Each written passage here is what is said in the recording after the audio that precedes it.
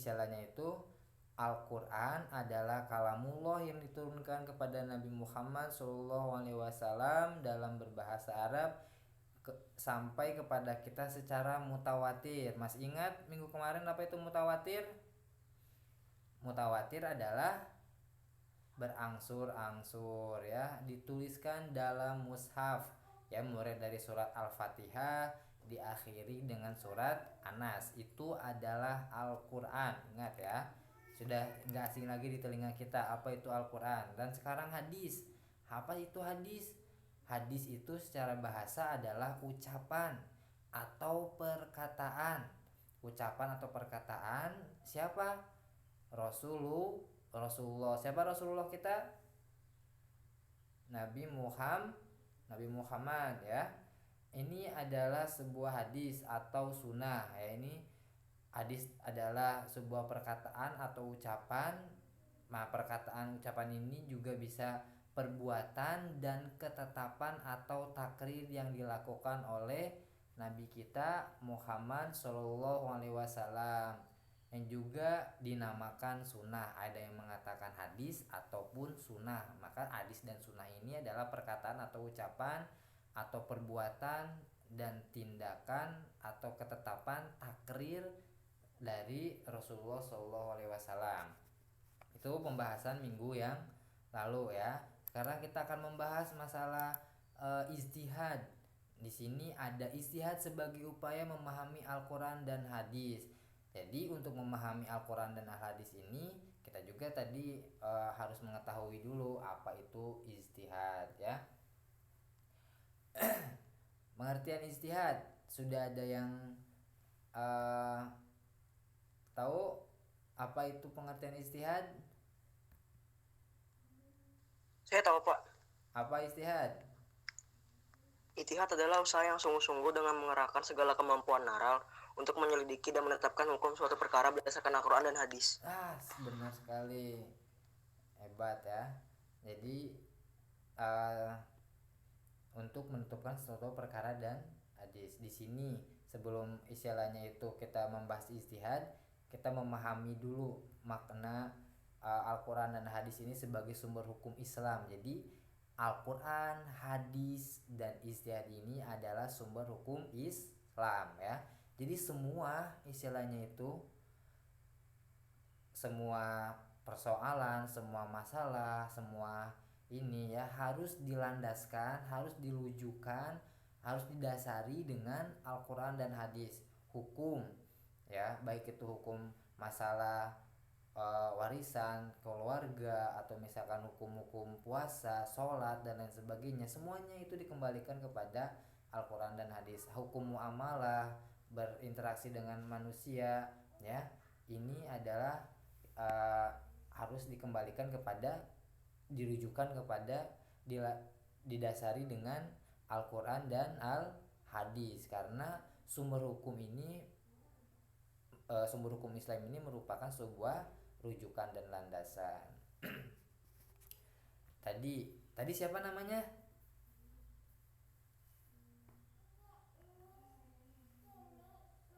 Di sini nggak muncul namanya olehnya. Siapa tadi namanya? Yonaria Pranata, Pak. Ya, Pranata. Ya benar ya. Istilahnya tadi kita bahas dulu ijtihad dari segi bahasa dan dari segi istilah. Tadi yang diberikan Pranata ini adalah secara istilah ya. Secara bahasa ini ijtihad berasal dari kata bahasa Arab yaitu istihada yastahidu istihadan, yang berarti mengerahkan segala kemampuan bersungguh-sungguh untuk mencurahkan tenaga atau bekerja secara optimal. Kalau secara istilah yang tadi Rio Pranata jelaskan, bahwasanya ijtihad ini adalah mencurahkan segenap tenaga dan pikiran secara sungguh-sungguh dalam menetapkan suatu hukum ya, dalam menetapkan suatu hukum. Jadi untuk menetapkan suatu hukum ini harus dilandasi dengan masuk ke dalam ijtihad ya. Nah, di sini coba Orang yang beristihad ini dinamakan apa? Ada yang tahu siapa orang yang beristihad ini?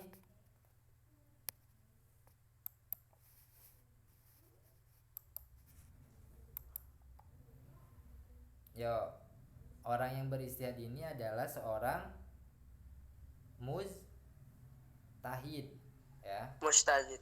Iya. Kalau tadi Rio ya, Rio dari SMP Muhammadiyah berarti sudah pernah belajar apa itu Al-Quran, apa itu hadis ya, apa itu ijtihad. Di sini ada yang dari MI atau SMP Islam yang lain?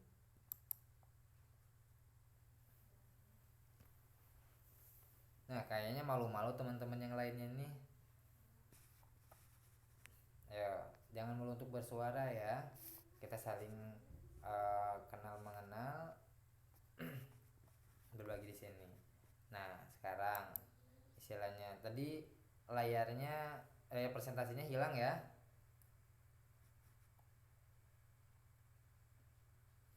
Oleh di sini jaringannya nggak stabil.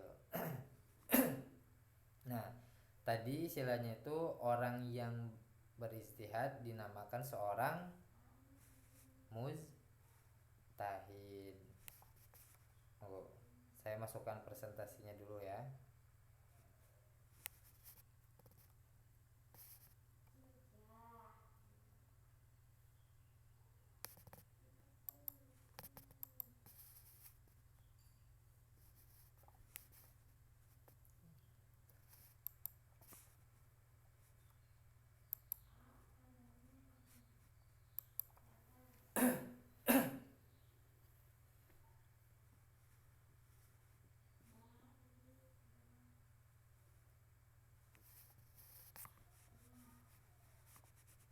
Oh, ini koneksinya bagus sekali lah.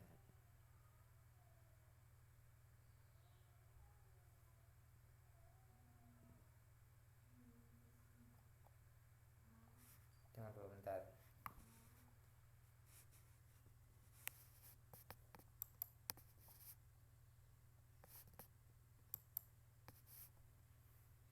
Nanti kita bahas syarat-syarat dan beberapa syarat yang harus dimiliki oleh seorang yang melakukan ijtihad atau seorang mujtahid.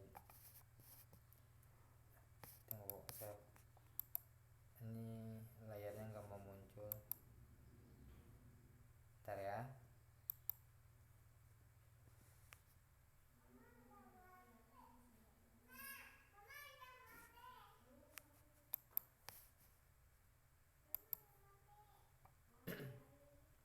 Oke.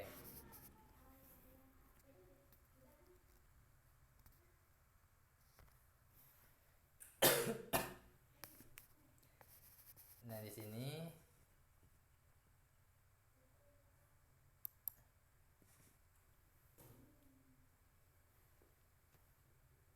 ada syarat-syarat beristihad.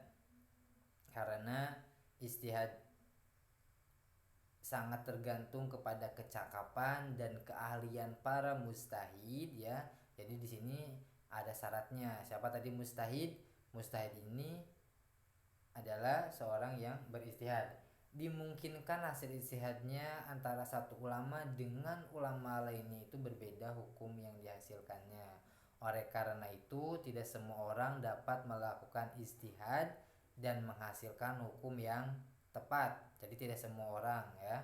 Ada syarat-syarat yang harus dimiliki oleh seorang yang melakukan istihad atau seorang mujtahid.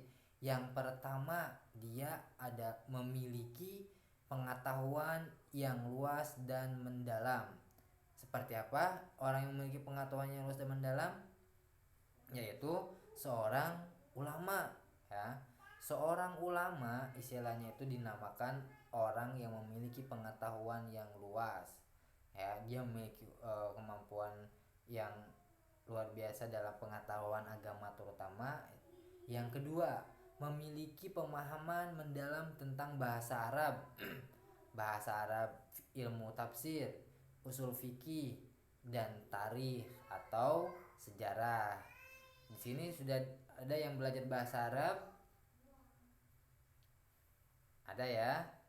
Nah, jadi istilahnya itu untuk menjadikan seorang itu adalah seorang istihad, dia adalah seorang ulama. Ulamanya itu bisa satu ataupun yang lainnya.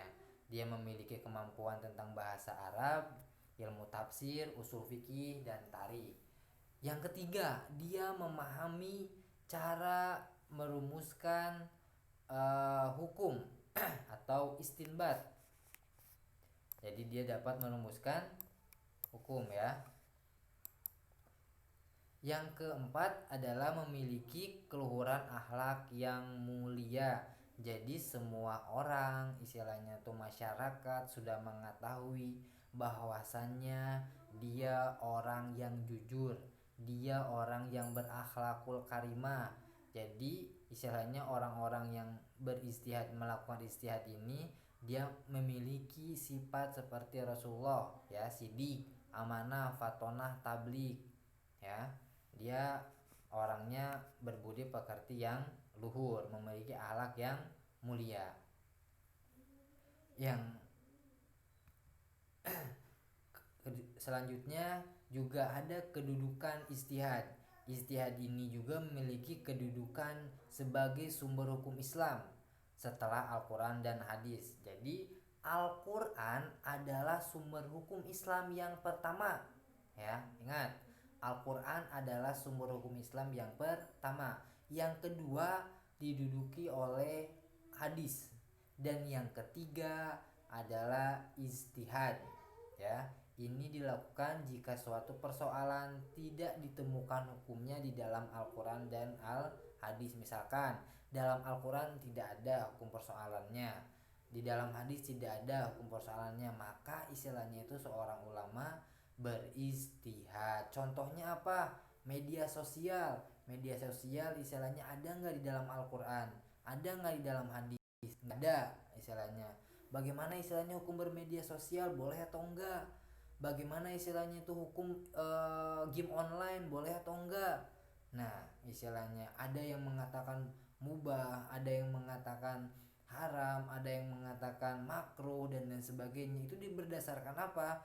Berdasarkan istilahnya pemahaman dalil-dalil yang mereka punya ya, istilahnya. Jadi istihad ini apabila sebuah persoalan tidak ada di dalam Al-Quran dan Al-Hadis, maka adanya sebuah ijtihad.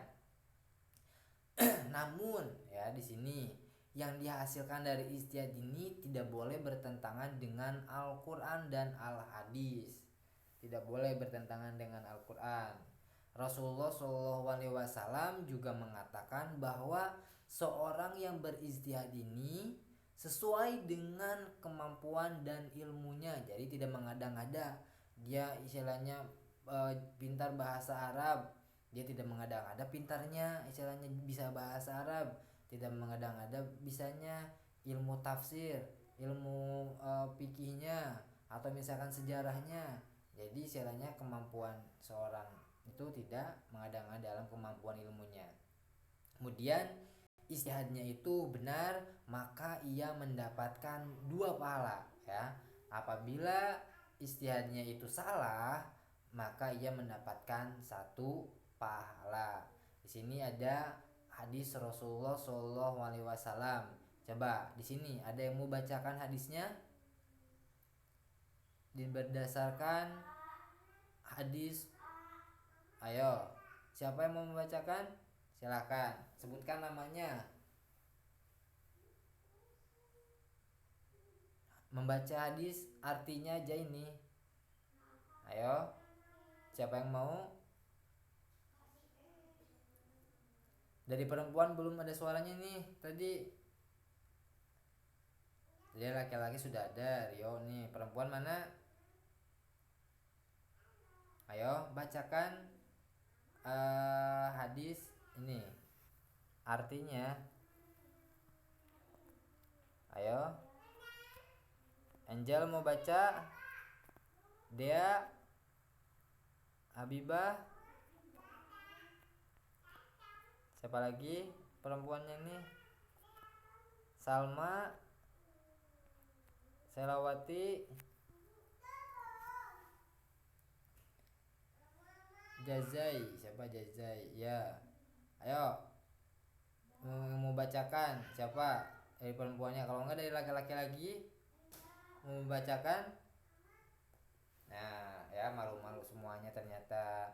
Nah, di sini istilahnya dari Amr bin As, ya. Sesungguhnya Rasulullah Shallallahu Alaihi Wasallam bersabda. Siapa?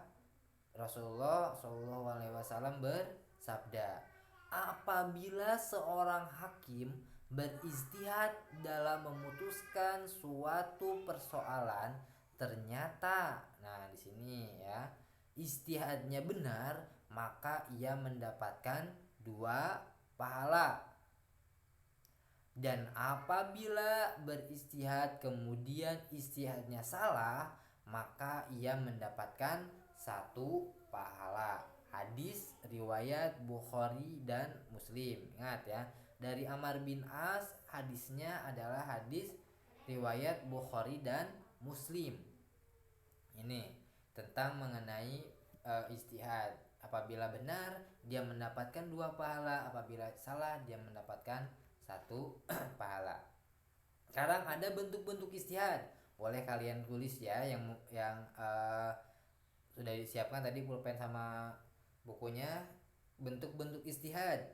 Istihad ini sebagai metode atau cara menghasilkan sebuah hukum terbagi ke dalam beberapa bagian. Ya, itu pertama ya, bentuk-bentuk istihad adalah ijma. Yang kedua adalah qiyas, yang ketiga adalah maslahah mursalah. Ada yang sudah dengar apa itu ijma, qiyas, maslahah mursalah? Ayo, jangan malu-malu. Ijma apa?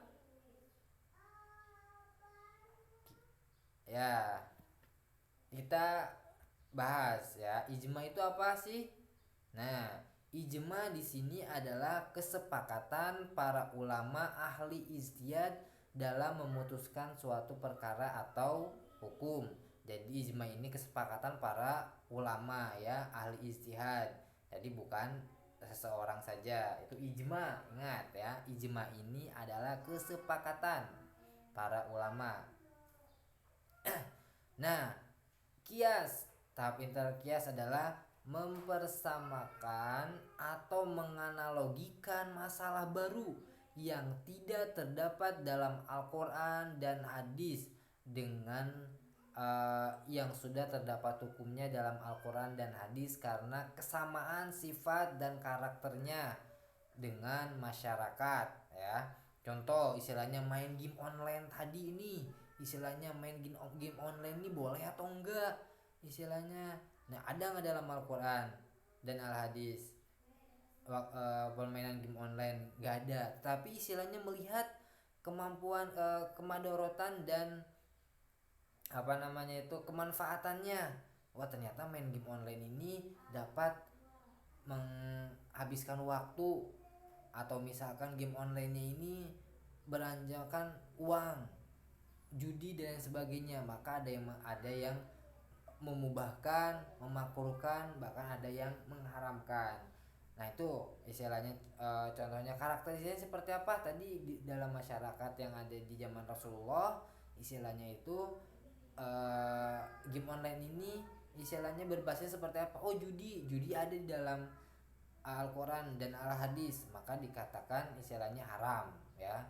Atau misalkan hanya mengundur-mundur waktu, bermalas-malasan dikarenakan dia bermain game, ada itu dalam Al-Quran dan Al-Hadis. Tapi istilahnya bermalasannya di sini dengan memain game atau sampai lain sebagainya, lupa perintah orang tua, maka mengatakan makruh atau mubah. Nah, di sini ya karakteristiknya. Ada juga maslahah mursalah, artinya menetapkan hukum yang menitik beratkan pada kemanfaatan suatu perbuatan dan tujuan hakikatnya universal terhadap syariat Islam. Jadi masalah mursalah ini tadi menetapkan hukum ya, mengakibatkan pada kemanfaatan suatu perbuatan. Di sini ada yang namanya hukum Islam, ada pembagiannya. Para ulama membagi hukum Islam ke dalam dua bagian ya. Yang pertama ini adalah hukum taklifi dan yang kedua adalah hukum wada'i. Ingat ya, hukum taklifi ini apa?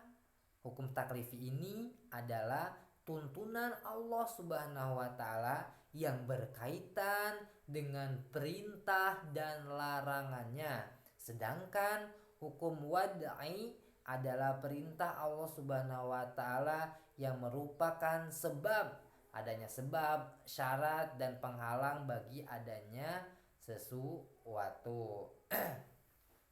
Nah, di sini ada hukum taklifi terbagi ke dalam 5 bagian ya. Yang pertama adalah wajib. Apa itu wajib? Ayo, kita sering mendengar nih kata wajib. Apa artinya wajib? Ayo, suaranya siapa? Harus dilaksanakan. Harus dilaksanakan. Harus dilaksanakan. Benar ya, wajib harus dilaksanakan. Siapa tadi? Ini namanya nggak mau. Ya, wajib ini harus dilaksanakan, benar. Kalau dilaksanakan mendapatkan pahala, kalau ditinggalkan maka itu akan mendapatkan dosa. Dilaksanakan mendapatkan pahala, ditinggalkan mendapatkan dosa. Harus dilaksanakan ya. Yang kedua, sunnah. Apa itu sunnah?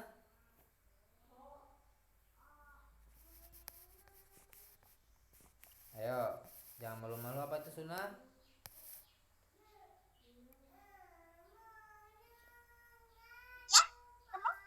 Aktivitas yang dilaksanakan mendapat pahala dan jika ditinggalkan tidak mendapat dosa.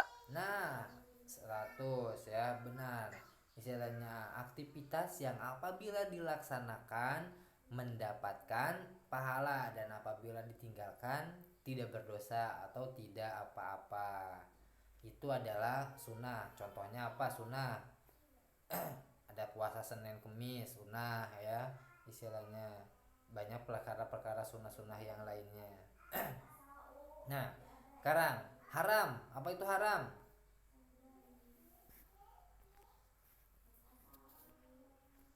Perbuatan yang dilarang Allah. Perbuatan yang dilarang Allah ya, Melana ya, Rio ya tadi. Perbuatan yang dilarang oleh Allah Subhanahu wa taala. Nah, di sini berarti kebalikan dari apa? Dari kata wajib. Kalau misalkan haram ini berarti apabila dikerjakan akan mendapatkan dosa ya, dan apabila ditinggalkan akan mendapatkan pahala. Yang dilarang oleh Allah Subhanahu wa taala ya, itu haram. Makruh. Apa itu makruh? Makruh atau karohah. Tadi haram atau tahrim. Sekarang makruh. Apa itu makruh? Perbuatan atau aktivitas yang dilaksanakan tidak mendapat dosa maupun pahala. Jika ditinggalkan dapat pahala. Iya, benar sekali ya. Kalau misalkan isinya dikerjakan, isinya nggak apa-apa nih. Tapi kalau misalkan ditinggalkan, maka akan mendapatkan pahala. Contohnya tadi main game ya. Main game nih istilahnya aktivitasnya nggak apa, tapi kalau misalkan kita meninggalkan yang lain berpahala. Ada juga yang mengatakan merokok itu makruh, ada yang mengatakan juga haram. Kalau misalkan dikerjakan istilahnya nggak apa-apa, tapi kalau ditinggalkan mendapatkan pahala. Mubah. Apa mubah? Yuk. Tadi. Aktivitas yang dilaksanakan atau tidak dilaksanakan tidak mendapat pahala atau dosa. Nah, aktivitas yang apabila dilaksanakan dan ditinggalkan tidak mendapatkan dosa ataupun pahala. Ditinggalkan tidak mendapat dosa, tidak mendapat pahala. Dikerjakan tidak mendapatkan dosa, tidak mendapatkan pahala. Di sini contohnya apa? Ayo, ada yang bisa memberikan contoh dari kata mubah ini? Contohnya nonton TV. Nonton TV istilahnya itu mubah, dikerjakan nggak apa, ditinggalkan juga nggak apa-apa istilahnya. Mendapatkan dosa enggak, mendapatkan pahala tidak ya, kecuali istilahnya kita melihat nonton TV-nya kan kartun atau misalkan film-film apa action dan sebagainya ya. Tapi kalau misalkan melihatkan TV-nya sebuah kajian istilahnya itu sebagai menuntut ilmu, maka dikategorikan harus ya. Nanti contoh-contohnya kalian juga bisa carikan, contoh wajib ini apa sih, sunnah ini apa sih, haram ini apa, makruh ini apa, mubah ini apa. Dan kebanyakan orang yang terbalik antara makruh dengan mubah ya. Jadi kalau misalkan makruh ini tadi ditinggalkan mendapatkan pahala, apabila dikerjakan tidak apa-apa. Nah, kalau misalkan mubah ditinggalkan atau dikerjakan tidak akan mendapatkan pahala dan tidak akan mendapatkan dosa. Itu. Sekarang ada perilaku mulia. Perilaku mulia dari memahami terhadap Al-Qur'an dan hadis. Ijtihad sebagai sumber hukum Islam. Jadi istilahnya itu kita juga harus memiliki nih perilakuan kemuliaan istilahnya ketika kita sudah mempelajari Al-Quran, hadis, dan ijtihad.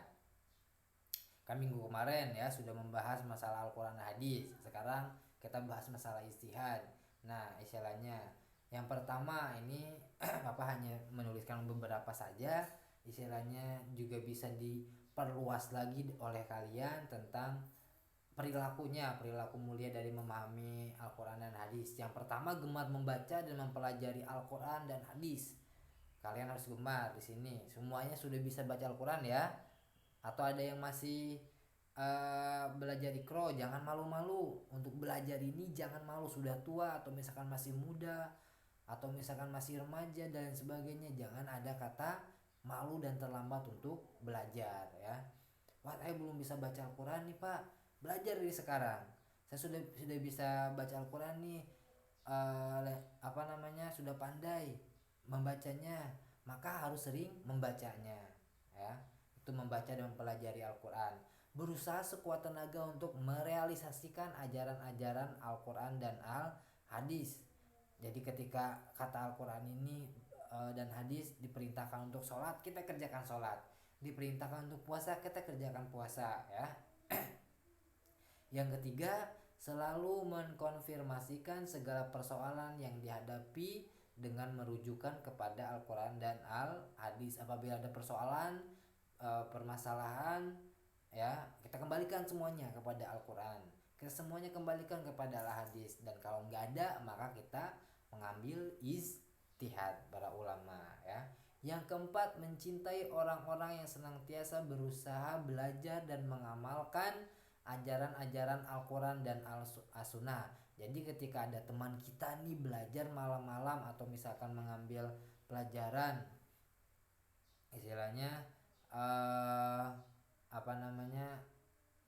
belajar ngaji, jangan kita sariki, jangan kita istilahnya cemoohkan, wah dia orangnya rajin belajar nih karena ingin apa, jangan ya. Tapi kita harus senang melihat seseorang itu berusaha untuk belajar Al-Quran dan Al-Hadis, yaitu mengaji istilahnya, ikut kajian dan sebagainya. Kritis terhadap persoalan-persoalan yang dihadapi dengan terus-menerus berusaha agar tidak keluar dari ajaran Al-Quran dan As-Sunnah. Yang keenam, membiasakan diri berperilaku secara rasional ya, perilaku secara rasional dengan tetap berpegang teguh kepada Al-Quran dan Al-Hadis. Selanjutnya, aktivitas bertanya dan berdiskusi dengan orang-orang yang dianggap memiliki keahlian agama yang mulia. Jadi istilahnya dengan orang-orang yang mulia, istilahnya seperti seorang ulama, ustadz dan sebagainya, dengan teman-teman yang alim. Kita jangan istilahnya merasa malu atau gengsi untuk berdiskusi atau bertanya kepada mereka ya. Berhati-hati dalam bertindak melaksanakan sesuatu. Tadi kan sudah dijelaskan adanya ketetapan Al-Quran ini, ketetapan hukum ini adalah adanya wajib, sunnah, istilahnya, terus juga adanya haram, mubah dan makruh, maka kita harus berhati-hati dalam beraktivitas. Selalu berusaha keras untuk mengerjakan segala kewajiban serta meninggalkan dan menjauhi segala larangannya. Setelah kita mengetahui tadi ya, maka kita membiasakan diri untuk mengerjakan ibadah-ibadah, baik itu ibadah sunnah ataupun ibadah yang wajibnya. Itu wajib harus kita kerjakan. Dan setelah kita mengetahui itu adalah ibadah sunnah, maka kita laksanakan juga ya. Oke, itu pembahasan yang dari Bapak sampaikan. Kalau misalkan ada yang mau dipertanyakan dari adik-adik semuanya, persilahkan ya. Kalau bertanya sesat di jalan. Kalau mau bertanya berarti nanti Bapak yang tanya nih. Ada yang mau bertanya mengenai istihad atau misalkan yang karena ini berkesinambungan ya dan Al-Quran dan hadis. Kalau misalkan ada tentang Al-Quran dan Al-Hadis. Oke. Alhamdulillah berarti semuanya sudah paham ya. Di sini adik-adik semuanya sudah memahami tentang sumber hukum Islam. Sumber hukum Islam ini adalah Al-Quran, hadis, dan ijtihad. Kalau misalkan ijtihad ini berujukan kepada Al-Quran dan Al-Hadis. Nah, oke.